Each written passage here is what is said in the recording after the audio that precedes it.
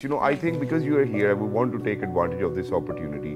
Now, imagine that we have been raised in an environment where we have never had the idea of what we're going to do in our lives. You know, probably, and this is a very famous question that people are being asked of, where do you see yourself in the next 5 years?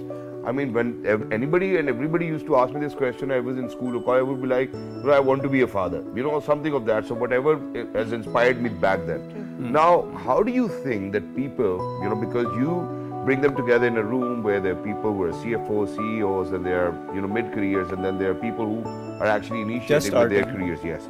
How do you think that people really need to kind of have a standard line or thought process where they at least know what they want to do? Because over here, ये तो, you know, hit and trial है, you know, लग गया तो लग गया जी, मैं करके देखता हूँ, हो गया तो हो गया. So how do you how would you want to educate our audiences that, hey, you know what, if you're still struggling with, you know, what you need to do, what's your best advice on that? I think your fundamental should be very clear. The clarity of thought. If you have that, your principal objective will always keep on elevating. Yeah. Your basic kalma.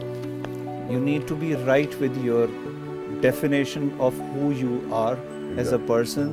What are you trying to do on this planet Earth, and what you are trying to contribute to. If you have these three things clear, rest will keep on coming. There's a very famous song by Naira Noor where she says that उस वक्त मुझे भटका देना जब सामने मंजिल आ जाए. So the objective is about excellence.